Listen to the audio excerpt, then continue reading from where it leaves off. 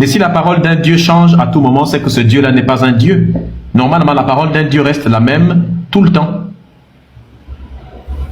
Si sa parole n'est plus adaptée au monde d'aujourd'hui, ça veut dire que quand il mettait en place ses paroles, il ne savait pas que ça n'allait pas être adapté au monde de demain. Ce qui nuit au concept de l'omniscience. Parce que omniscient veut dire qu'il sait tout à l'avance. Mais si Dieu connaissait tout à l'avance, il aurait dû savoir que les lois que je mets en place, dans le Coran que je désigne comme le livre de l'humanité pour tous les temps, bah, ces lois-là ne seront plus valables au 21e siècle. C'est que Allah n'est pas un Dieu. C'est la preuve donc que le Coran a été écrit par des Arabes du 7e siècle qui ne connaissaient pas le monde de demain. Et la preuve, c'est qu'aujourd'hui, beaucoup de choses dans ton Coran ne sont plus compatibles avec le monde d'aujourd'hui parce que ça a été écrit par des humains d'avant qui, évidemment, n'avaient pas de connaissance de ce que serait le monde du 21e siècle. Bon, moi, je suis venu pour t'expliquer les raisons pour lesquelles je suis rentré dans l'islam.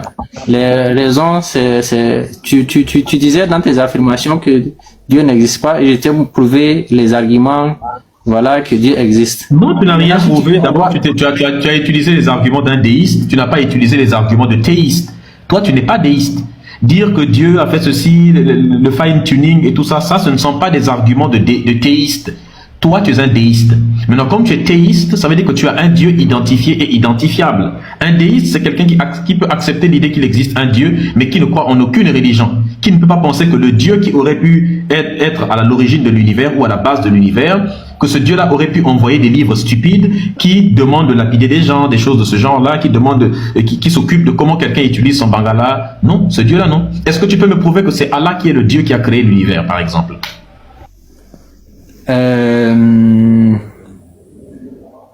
Oui, je peux te prouver. Par exemple,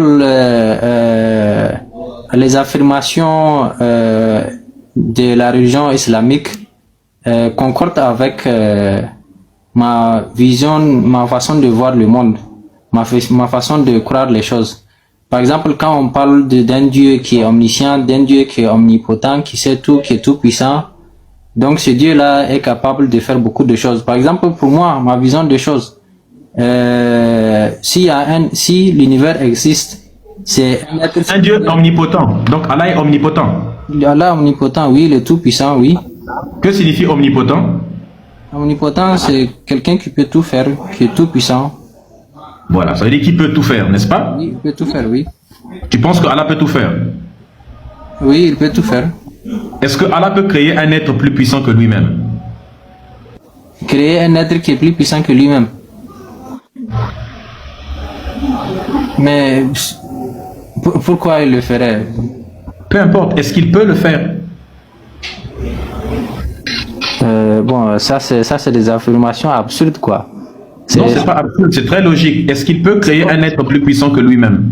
S'il peut tout.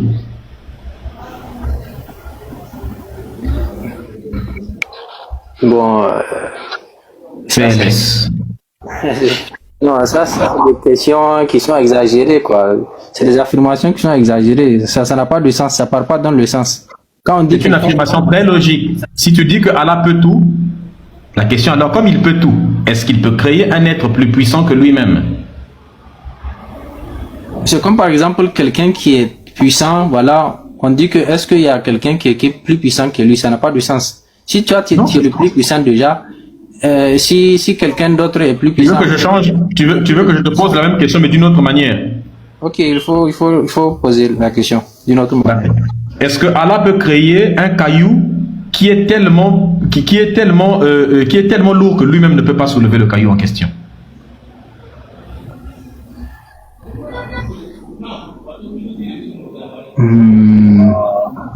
Non, moi, j'ai jamais pensé à ce genre de questions. Hein.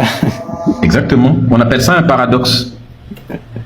En fait, c'est pour te dire que le concept d'omnipotence est un concept qui a été inventé par des êtres humains qui ne savaient pas que c'est un concept qui souffre des problèmes logiques. Leur Dieu ne peut pas être omnipotent. Parce qu'un Dieu omnipotent qui peut tout, bah normalement, techniquement, il peut tout. Et si vous dites qu'il peut tout, normalement, il peut créer un être plus puissant que lui-même. Mais s'il crée un être, si vous dites qu'il ne peut pas créer un être plus puissant que lui-même, bah, c'est qu'il n'est pas omnipotent. Mais en même temps, s'il crée un être plus puissant que lui-même, il n'est plus omnipotent, il devient moins puissant que l'être qu'il a créé. Donc, l'idée de l'omnipotence est une idée qui est problématique parce qu'elle débouche sur ce qu'on appelle un paradoxe. Et ce paradoxe-là, aucun religieux n'est capable de le résoudre aujourd'hui.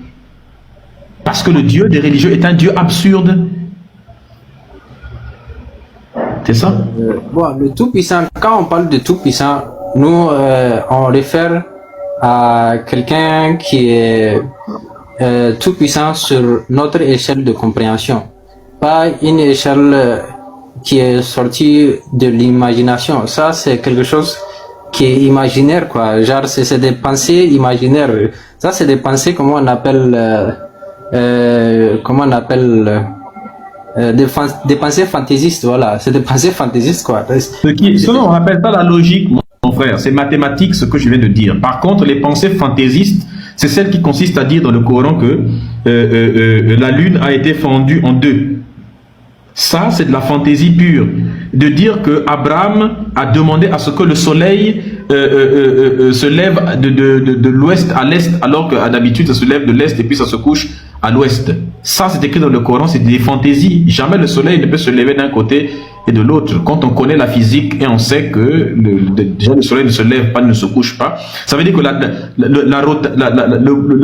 le sens de rotation de la Terre aurait été inversé, ce qui est complètement absurde. Ça, c'est ce que ton Dieu dit dans le Coran. Ce qui est absurde, c'est de dire que la terre est plate dans le Coran, alors que non. Ce qui est absurde, c'est quand Allah dit, quand les musulmans, il est affirmé dans votre Coran que Dhul Qarnayn est arrivé là où le soleil se couche et il a vu que ça se couchait dans une rivière debout. Ça, c'est absurde. Et qu'il aurait vu un mur qui sépare les peuples de Gog et de Magog, de nous les peuples en question. Et que ces peuples-là sont des peuples tellement différents des êtres humains que nous connaissons. Non, c'est faux. Il n'y a pas un mur planétaire qui sépare nous les êtres humains d'un autre monde dans lequel il y aurait des peuples de Gog et de Magog. Ça, c'est stupide.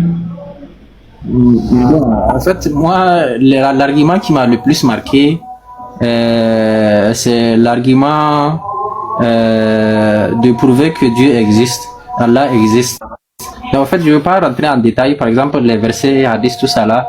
Donc, les hadiths, les versets là, c'est des choses qui dépassent la logique. Par exemple, même le fait de croire en la religion, on demande plus la foi que la logique.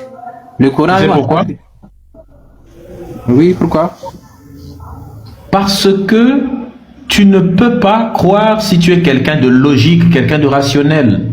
Parce que la religion est un ensemble d'affirmations qui sont stupides. Et quelqu'un qui utilise l'intelligence, la logique, la raison, ne peut pas les accepter. Parce que ce n'est pas logique du tout. Parce que c'est faux. Voilà pourquoi tu dois croire. Croire, c'est accepter que des choses, que des ensembles d'affirmations sont vraies sans avoir de preuves, sans exiger d'éléments de réalité qu'on appelle des preuves pour confirmer ces affirmations-là. Tu dois simplement partir du principe que c'est vrai. C'est tout. Parce que si tu commences à chercher les preuves, tu n'en trouveras jamais du tout. Et or, croire, la croyance, c'est pour ça que la croyance, c'est la forme de... C'est une forme de pensée qui vient avant la connaissance. C'est une forme de pensée prélogique. La connaissance, elle est post-logique. La croyance, elle est prélogique. Avant qu'il y ait la logique, l'humain fait d'abord recours à la croyance. Avant qu'il n'ait la connaissance, il fait d'abord recours à la croyance. C'est-à-dire qu'il accepte tout un ensemble d'affirmations comme étant vraies parce qu'il n'a pas de connaissance sur ça. Il n'a pas d'éléments de réalité pour prouver cela. Mais il a simplement besoin d'une explication comme ça. C'est comme un enfant. Quand on lui dit que s'il pleut, c'est parce que Dieu pisse, son cerveau n'a pas encore des outils nécessaires pour comprendre cela. Il peut pas la capacité de le comprendre. Et il n'a pas encore d'éléments de réalité scientifique pour pouvoir savoir que c'est faux. Alors il admet d'abord que c'est vrai. Mais quand il aura des connaissances... Certaines choses, il faut être religieux pour comprendre. Par exemple, pourquoi on demande de croire avant d'utiliser la logique? Puisqu'au tout début, si tu dis que tu vas utiliser la logique, tu vas pas comprendre. Puisque par exemple, quand tu vas pas accepter, c'est pas que tu vas pas comprendre. Au contraire, si tu utilises la logique, tu vas comprendre que c'est des bêtises. Quand Allah dit dans le Coran que le sperme est fabriqué entre les côtes et puis les lombaires, si tu utilises la logique, tu te rends compte que non, c'est produit dans les testicules et dans la prostate. Donc tu sauras que Allah ment, il raconte des bêtises. Donc tu ne peux pas être croyant si tu utilises d'abord la connaissance. Tu ne pourras jamais être musulman ou chrétien ou quoi que ce soit. Mais si tu commences par accepter que c'est vrai, et qu'on t'interdit de douter de ça, eh bien là, tu peux être religieux. La religion, c'est l'enfance de l'humanité. C'est une idée enfantine, c'est des choses que tu dois accepter comme ça. Voilà pourquoi le dogme existe. On t'interdit de douter. Si tu commences à douter, tu ne peux jamais être religieux. La connaissance empêche, et le contraire de la croyance même. Elle empêche de croire. Voilà pourquoi moi je ne suis pas croyant, je suis sachant. J'ai des connaissances et des ignorances. J'essaie de combler mes ignorances avec de la connaissance et pas avec des illusions de connaissances qu'on appelle des croyances. Oui, bon, en fait, c'est des trucs qui viennent avec le temps. Par exemple, la compréhension de la religion, tout ça là, ça vient avec le temps. D'abord, il faut croire, et après, la logique de la religion, ça va venir petit à petit, quoi. Par exemple, même moi, au-dessus de vue, par exemple, quand on m'a parlé de Dieu, j'étais un peu sceptique. Mais par après, quand je suis rentré dans le monde de la religion, tout ça là, a passé plusieurs années, plusieurs temps, à comprendre la religion, tout ça là, à comprendre l'essence de... Actuellement, la logique est arrivée un peu. Hein? Aujourd'hui, la logique est arrivée. Hein? La logique est arrivée. Ça fait longtemps que tu es dans la religion. Maintenant, est-ce que la logique est venue un peu? Bon, il y a la logique religieuse, il y a la logique religieuse, il y a la logique scientifique, il y a la logique religieuse. Moi, je suis ma logique religieuse. Il n'y a pas plusieurs logiques, il n'y a que la logique, c'est tout. Il n'y a pas de logique scientifique et de logique religieuse. Il y a la logique et le manque de logique. Mais par exemple, quand on parle d'omniscience, d'omnipotence de Dieu, par exemple, pour vous, sur le point de vue de la logique scientifique, c'est pas possible. Ça, c'est compréhensible. Mais sur le plan de la logique religieuse, par exemple, il n'y a pas de logique religieuse. C'est pas la logique. Le mot logique, ce n'est pas un truc qui est l'apanage de la science uniquement. La logique, elle est là. Il y a quelque chose est soit logique, soit pas logique. La religion, elle, et la science, elle a choisi la logique. Vous, la religion, vous avez tourné le dos à la logique. Quand il y a la foi, tu vas mieux comprendre quoi. Actuellement, tu n'as pas la foi, donc tu ne peux pas comprendre. Il y a certaines choses que c'est quand tu as la foi, tu es connecté à ça, que tu vas mieux cerner si on t'explique. La foi, c'est simplement le fait d'accepter que les choses sont vraies sans preuve. Tu ne peux pas comprendre quelque chose si tu acceptes que c'est vrai sans avoir de preuves. C'est l'ensemble de preuves que tu as sur un truc qui te permet de le comprendre. Des éléments de réalité. Vous ne comprenez rien de plus que nous. Tu as simplement la religion de l'endroit dans lequel tu es né. Si tu étais né en Chine, tu ne serais pas en train de défendre l'islam.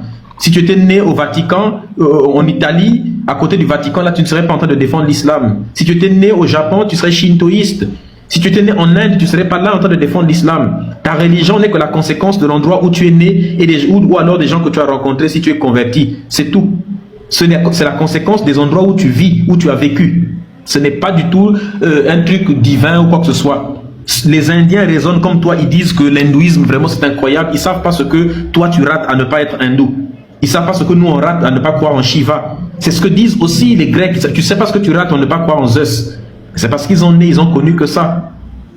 Et ça fait 100 000 religions que l'humanité a déjà inventées comme ça. 100 000. Et 100 000 dieux. Ton Dieu n'est qu'un parmi les 100 000. Il n'a rien d'exceptionnel. La seule raison pour laquelle toi, Africain, tu crois en ce Dieu-là, c'est parce que les Arabes sont venus te l'imposer par la violence et ont esclavagisé tes pères et puis tes mères. Mais bon, en fait, moi, c'est pas à cause de ma famille que je suis l'islam. Par exemple, moi, je suis l'islam. Est-ce que ta famille est musulmane? Oui, ma famille est musulmane, oui. Tu es né donc dans un environnement musulman? Oui, je suis né dans un environnement musulman, oui. Et tu as fait l'école coranique? J'ai fait mes recherches, j'ai fait l'école coranique, mais j'ai fait Et tu nous dis que c'est pas pour ça que tu es musulman? Au départ, oui. C'est à cause de ça que j'étais musulman. Au départ, c'est ça qui m'a permis de mieux comprendre l'islam et tout, etc. Mais après... Donc, tu n'as jamais choisi d'être musulman? Mais après, j'ai choisi ça par moi-même. Après, j'ai choisi ça par moi. Après... On n'appelle pas ça un choix. Quand tu restes dans quelque chose que tu as toujours connu depuis l'enfance, ça ne s'appelle pas un choix. Tu es resté simplement dans un truc dans lequel on t'a bassiné depuis l'enfance. Ce n'est pas, on n'appelle pas ça un choix. Moi, j'appelle ça un choix parce que tout simplement, après, quand je suis devenu adulte, j'ai fait mes recherches et j'ai comparé